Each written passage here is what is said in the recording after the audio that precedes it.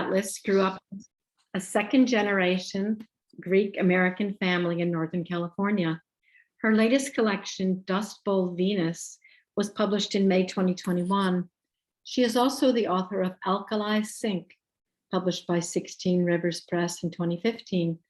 Her work has appeared in numerous journals, including Harbor Review, Penumbra, Song of the San Joaquin, In Posse Review, and the California Quarterly, and in several anthologies. Stella is co-editor of More Than Soil, More Than Sky, The Modesto Poets by Kirkus Review Press, 2011, and served as Poet Laureate of Modesto from 2016 to 2020. She lives in Modesto, where she works as a librarian. Please welcome Stella Beratlis. Thank you so much. Thanks, Sandy, and for having me here. It's such a great turnout. It's wonderful on a Monday night. So this must be your normal, wonderful crowd. I'm getting the idea that it's always, well attended, especially judging by that amazing open mic lineup. Well, yeah, I'm going to read some work from Dust Bowl Venus. And here's what, I don't know if I can show you the cover. It's always so awkward to do this on Zoom. And there's a lot of work in here that is informed by my complete obsession with this local songwriter who was active and working in the 50s. And she wrote songs for country musicians, and her name was Hazel Hauser. She is very unknown, and even in our area, but she was the author of some hit songs. My Baby's Gone, which is a bluegrass standard. She wrote that song. And Stay a Little Longer, Please Jesus, is another song that was a hit.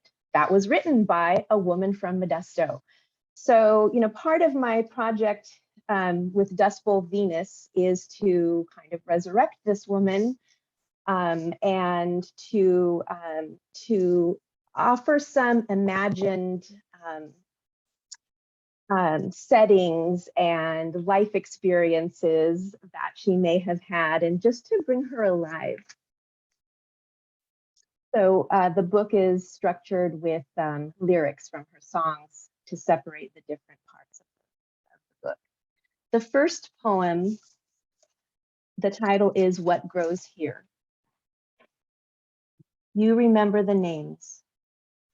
You might say we get emotional when, along 99 South, we see trucks and trailers pulling those bales suitable for consumption, precise rectangles fresh with swagger and sway, precarious promise of bit and endless chew, that livestock fodder. Then trailer of tomatoes in and out for pre-processing baths, while factory gates remain open all August long. Inside, the head mechanic is a poet, tunes words and engines, writes lines on the line. His kind is an heirloom, a boxcar Willie or a purple Cherokee that ripens too late for the cannery, but is perfect for the yard. And oh, we toil for it outside, our giant ox hearts in cages. Myrtle of the tomatoes. We see you in the garden, no Massey Ferguson, no almond dust. You grow enough for all, you sing to no choir. Oh, Myrtle, you transform even the back alley into rows and furrows, furrows and rows. Holy basil. At the intersection of Texas and Crow's Landing he stands, rosemary in pocket, the man who grows the basil. All of his life packed, the work of it, the sore knees, the sweat, into orderly cylinders of regret, fresh with summer's bursting heart. He muses on the city's blurred stars, the songwriter who, the baby who, the Marine who, the baker who carried a fresh sourdough right to your door, the geometry of her face doubled by her straight hair. All of those sacred, incomparable ones, those who live, die, and live again, they are here. They are making mud out of dry soil. So yeah, there's a lot of Modesto. There's a lot of Central Valley in this book, as well as my first book, Alkali Sink. So it's very rooted in this place where I grew up, and I never thought that I would return to live as an adult. So it's kind of neat that you know, that that the valley figures so largely, and it's surprising for me too.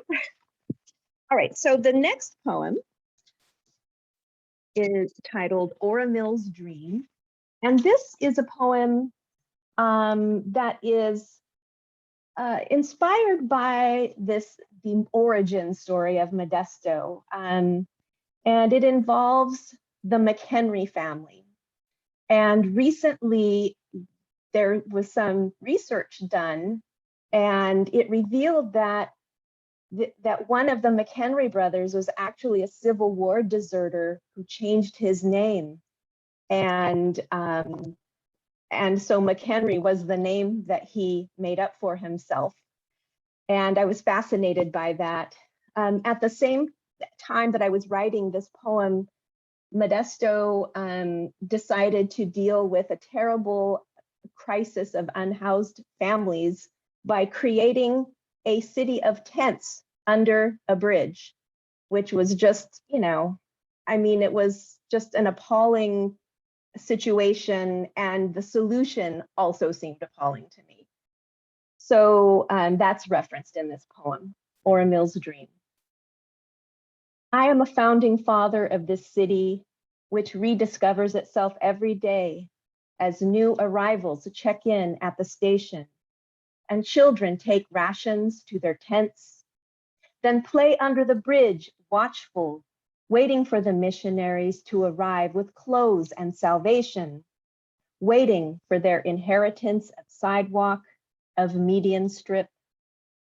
I am a war deserter, reviewing your appeal for a doorway, rain gutter, endowment of bedroom window, a brick fireplace bequest, who changed my name and never looked back, who watches still my children huddled, carbon smudge eyes hardening to knives. Even now I withhold what always belonged to you.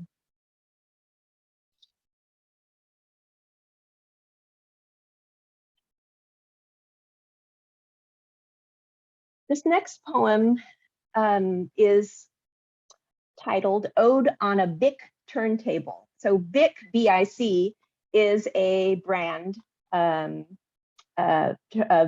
turntable makers, and I guess just other kinds of components, but they were big in the 60s, 50s and 60s and 70s. And as a you know, music obsessed human being from the time I was a teenager all the way to now, you ought to look at my vinyl collection. I feel like I have to always honor the music and the people that helped make that happen. Ode on a Bic Turntable. The sun, just a teenager then, filtered magic through vertical blinds, shone its enchantment. In the golden hour, I am making out in my bedroom with our local teen misfit, my first of many. Innocence, innocence in the golden hour. But it's not the stubble of chin and the pinch of braces I most recall. The records on the turntable have my full attention.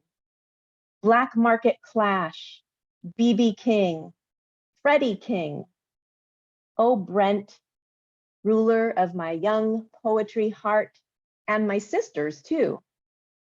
To the boy who walked through streets of my city with his guitar slung over his shoulder, on the streets of my city, alive in the nowhere space, bridging childhood home and that tiny trashed cottage in the alley, the surf kitchen, whence you helped me procure weed in the darkness of Grisada Park where I walked with impractical heels, dyed black hair teased high.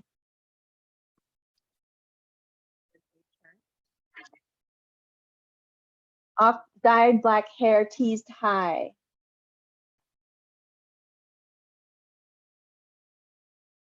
To Bob Marley's Exodus and Neil Young and my own imminent departure from this medium-sized city. Soon, but not soon enough. I am teetering. My stylus is always sharp.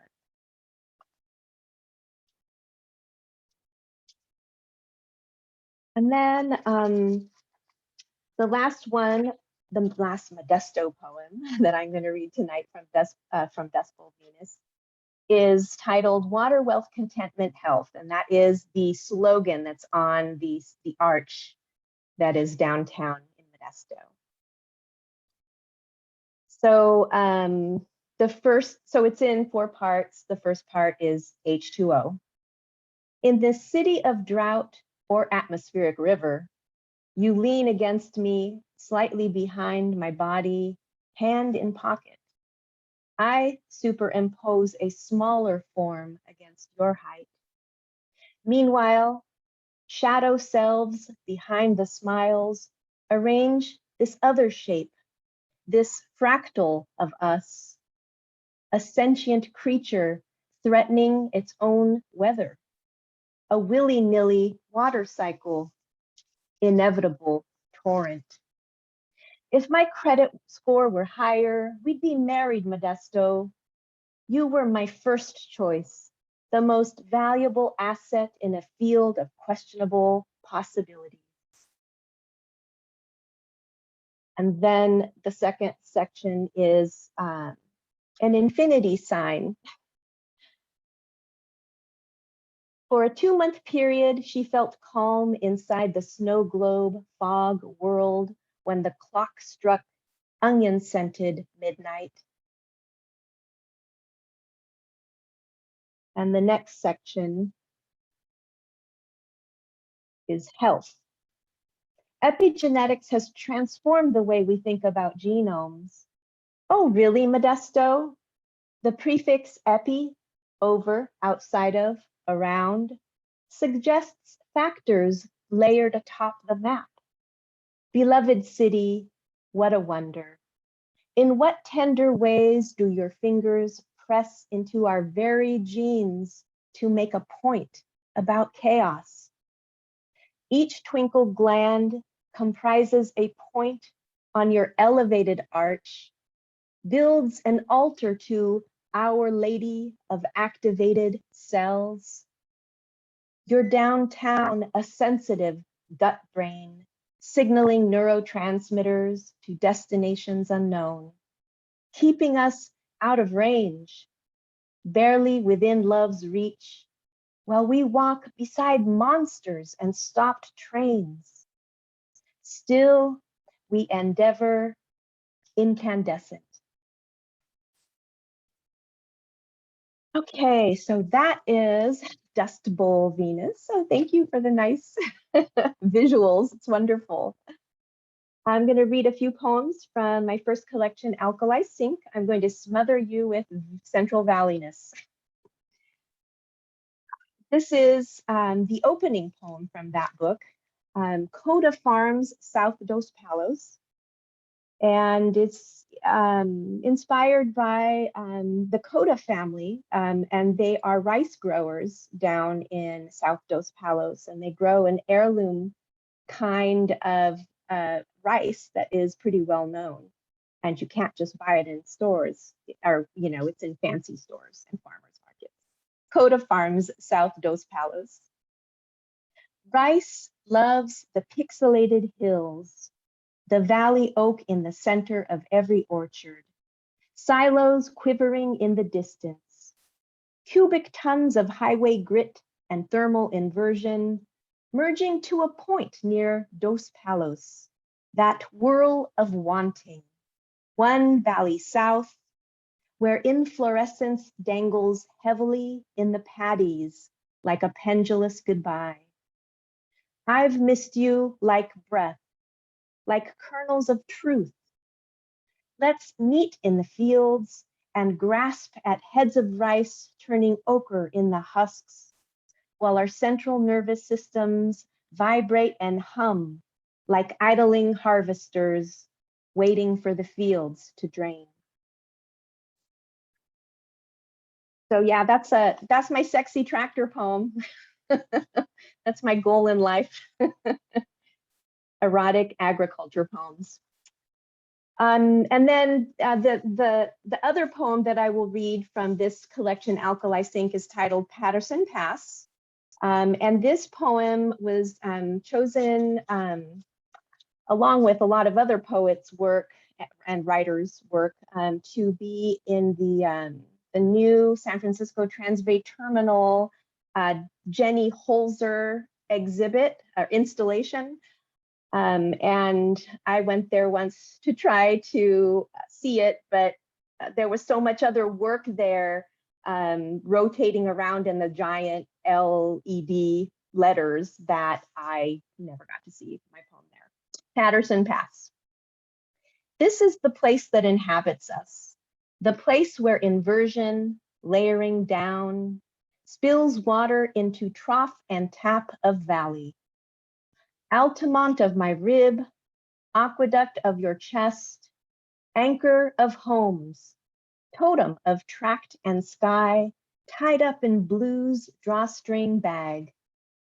Below me you, and sky above, all that dihedral flight distilled down to seep spring monkey flower.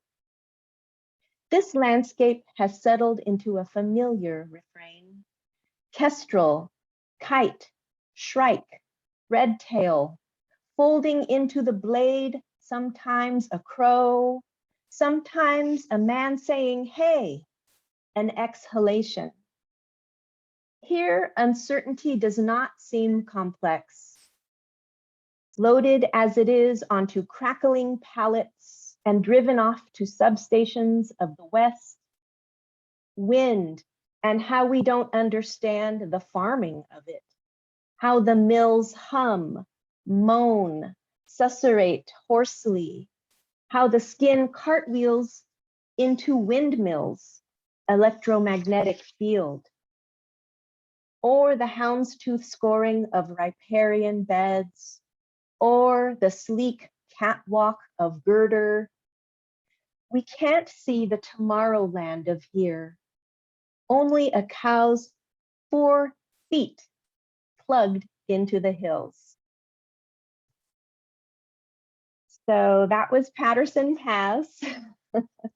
And I'm always haunted by the fact that I use the word feet as a, to label a body part of a cow. I'm pretty sure that there's a more, ag word to use. And I should have researched that.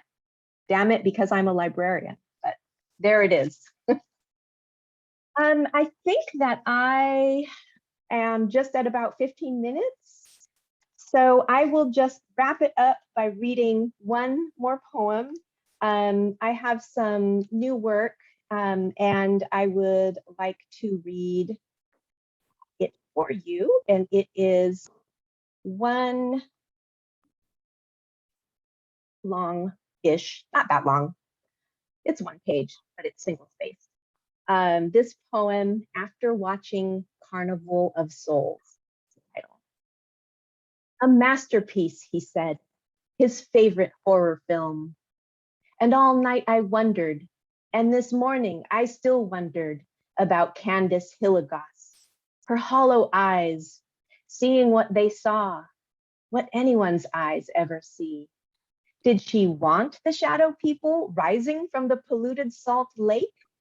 Those black-rimmed eyes menacing in their flatness, that ridiculous white pancake hastiness, that decay, did they call to her?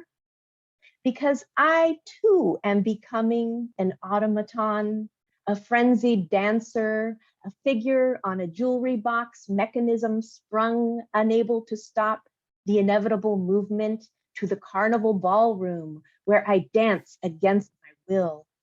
And I need to know what metaphors apply to my own staggering through hallways, elevators, stairwells, and doorways, my pretend equilibrium as I stumble, tunnel visioned, in plaster-walled rooming houses inside a masterpiece of a film, the Criterion edition, all the scenes intact. Herky Harvey would be pleased with my studiousness here, the version of life where we all flicker in and out of existence, hallucinate and fail to be seen, ceasing to exist in a wormhole of the universe, where I drive off the Shakespeare Bridge and land underwater, the moment drawn out until I am found. Then you open the door with the key I made you, the unnamed man. Push away the furniture and stand in the doorway as the water rushes out. You walk in and discover me there, finally, and I am gone. Thank you very much. Thank you so much, Stella. I'm going to invite everyone to unmute themselves so we can have some live feedback. First of all, some live applause. Lovely, thank you.